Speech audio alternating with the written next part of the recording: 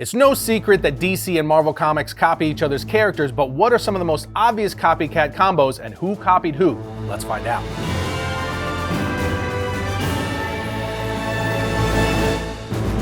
What's up, my people? We all know that DC and Marvel and their respective universes are the top dogs in the comic book world. But like Coke and Pepsi, McDonald's and Burger King, they are also competing rivals, and so they have a tendency to mimic each other. So today we're going to explore and discuss some of the biggest copycat characters from DC and Marvel, or more specifically, instances where one replicated the other's characters to see who can portray the assassin, rich playboy, or magic type characters better. So we're going to examine the most obvious copycats in comics and find out who copied whom. Also, if you're looking at my hat and thinking to yourself, get those wonderful toys, then you want to head over to variantcomics.com and check out our brand new Variant Labs merch line where you can pick up Variant shirts, hats, hoodies, and a ton more. We're pretty excited to start rolling out merch on a regular basis, and we got some really cool stuff lined up, so make sure you check it out. Again, it's variantcomics.com. All right, diving into our very first obvious copycat, we have Aquaman and Namor the Submariner. While Aquaman is significantly more well-known, he's actually the copycat here. Yes, Namor was created first, appearing in Marvel Comics issue 1 in October of 1939. Aquaman, on the other hand, wouldn't debut until 2 years later in More Fun Comics issue 73 in November of 1941.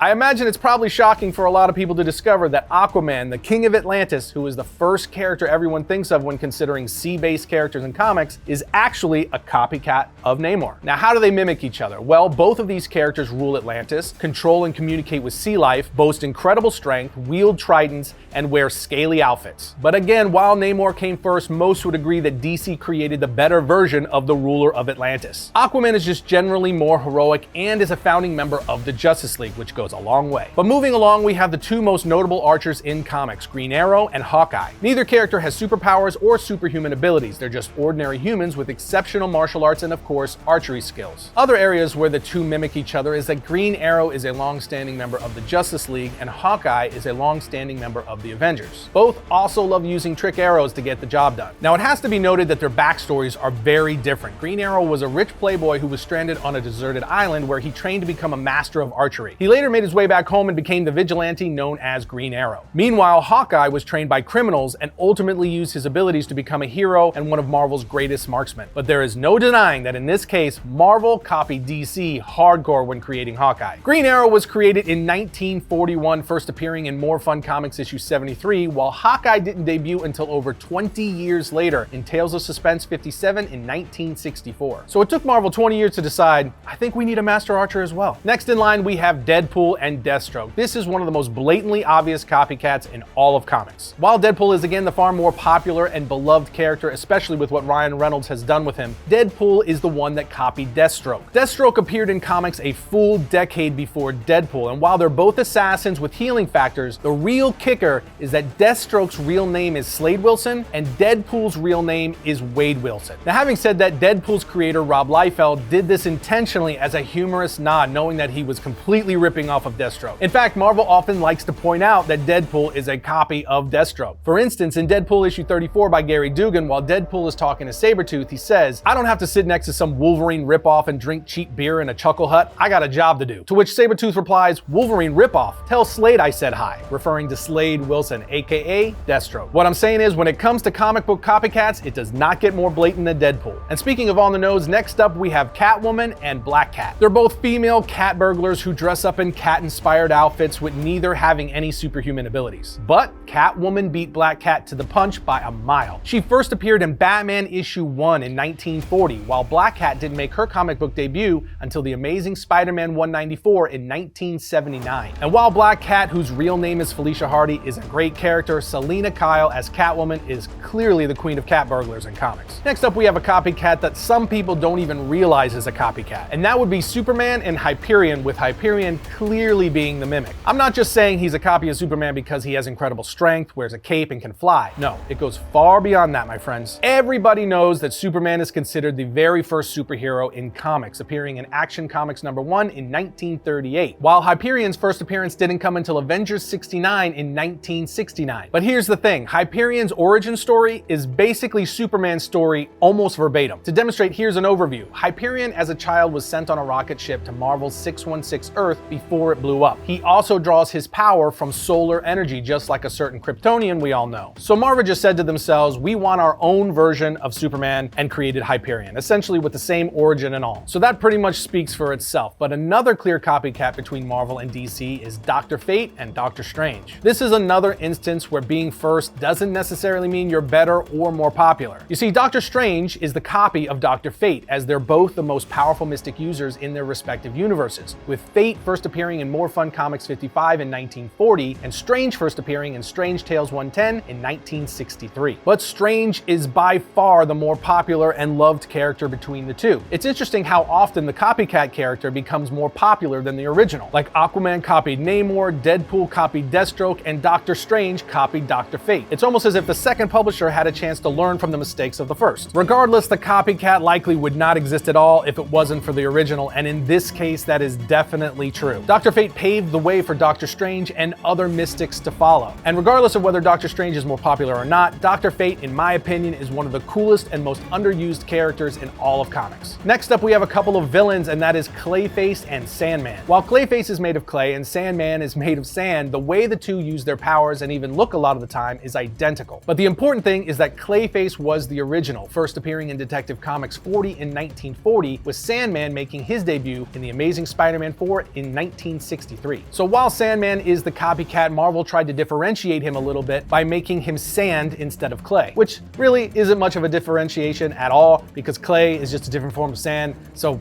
you know, whatever. But beyond that, they both manipulate their bodies the exact same way, using hammer fists, spike balls, and all sorts of other constructs. So without a doubt, Sandman is a copy of Clayface. Another obvious copycat that for some reason isn't compared very often is Bullseye and Deadshot. I would say Bullseye is more recognized than Deadshot in the world of comics, primarily due to his status as one of the best villains Daredevil has ever had. In fact, Colin Farrell portrayed a live-action version of Bullseye in the Ben Affleck Daredevil movie, which is probably not the best example, but, you know, that happened. Having said that, a better live-action version did appear in the Netflix Daredevil series.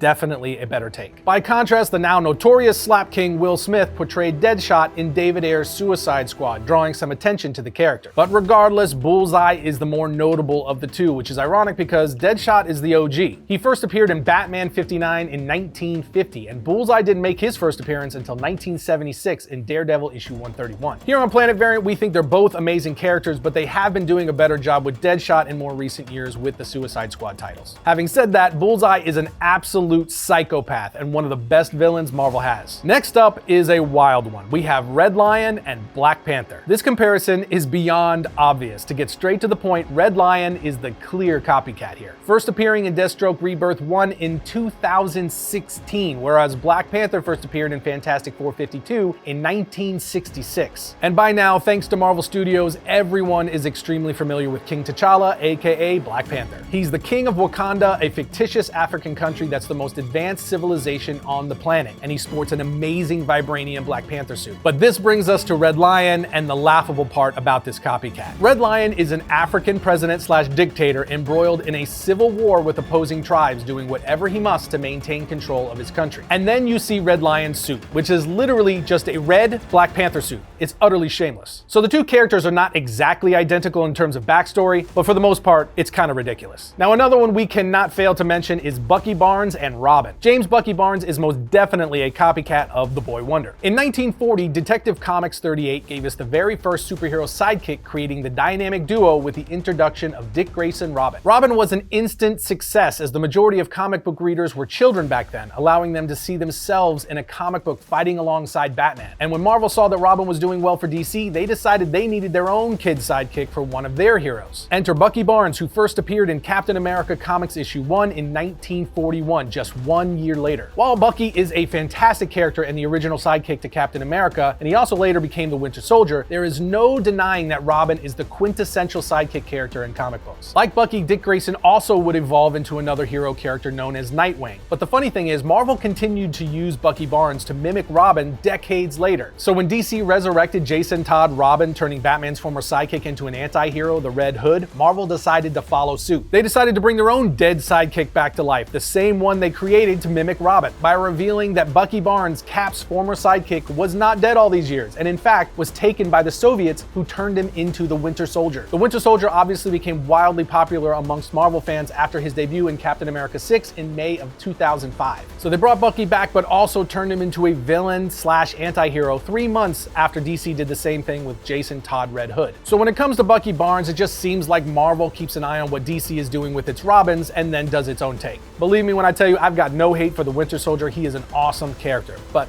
it's kind of blatant. But moving on to the next obvious copycats, we have the Flash and Quicksilver, two of the most commonly compared characters. Quicksilver is obviously the copycat of the Flash, but only in the sense that he's Marvel's speed character. His backstory and everything else is completely different from the Flash, but after the creation of the Flash in 1941, first appearing in Flash Comics issue 1, Marvel knew that they inevitably had to have their own speed character. This of course developed into Quicksilver, first appearing in X-Men issue 4 in 1964. But there is no contest here. The Flash is the quintessential character when it comes to speed, not just in comics, but in all of fiction, I would say. Despite that, Quicksilver is most definitely Marvel's copycat of the Flash. Next up, we have Thanos and Darkseid. Both these characters look fairly similar, but mostly it's what they represent for their respective universes that make them copycats. Each are massive, otherworldly characters who just want to dominate Earth and the entire universe. And despite how popular and loved Thanos has become in recent years thanks to the MCU's Infinity War saga, he's the copycat here. Darkseid first appeared in Superman's pal Jimmy Olsen 134 in 1970, while Thanos made his first appearance in the Invincible Iron Man 55 in 1973. And while I mentioned Thanos has become quite popular because of the MCU, Darkseid still rivals him in notability. He's made a number of appearances in DC animation, including television shows and movies, including Superman the Animated Series, Justice League, and Justice League Unlimited. He also made his live-action debut in Zack Snyder's Justice League. And while both characters are epic villains in their respective universes, Thanos was absolutely Marvel's answer to Darkseid. Having said that, their backstories are quite different from each other, but both are brilliant in their own right. Moving along, we have Mr. Fantastic and the Elongated Man. To cut straight to the chase, Mr. Fantastic is the copy. The Elongated Man first appeared in the Flash 112 in 1960, with Mr. Fantastic appearing a year later in Fantastic Four issue 1 in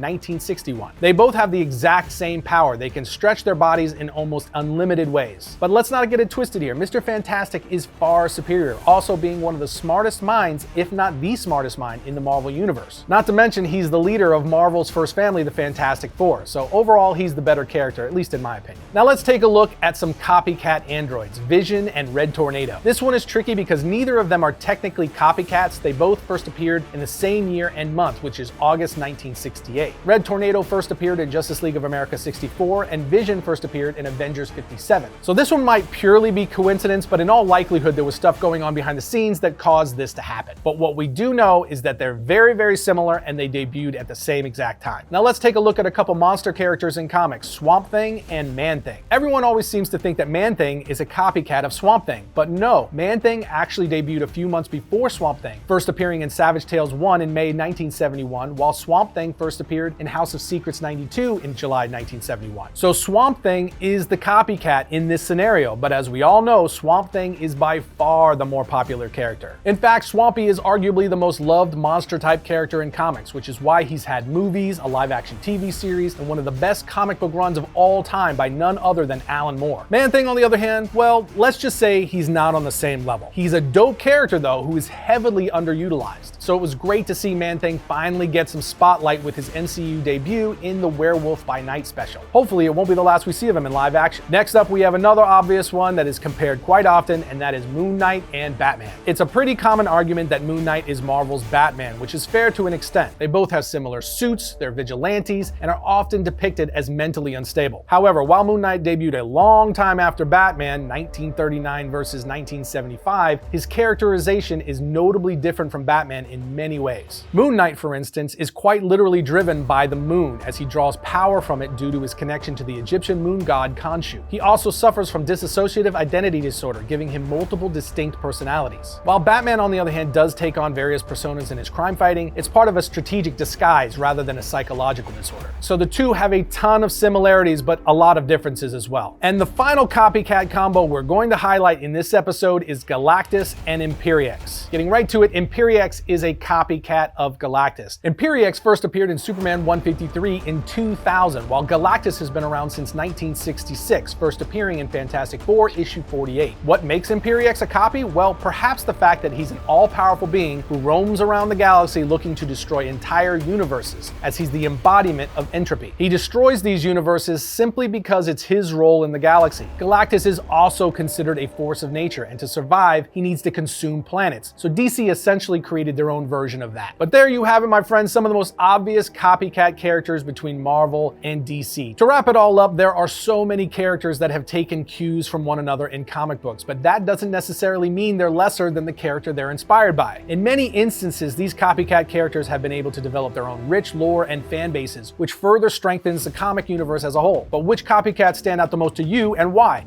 Let us know down in the comments. Other than that, we'll see you next time when we talk all things comics.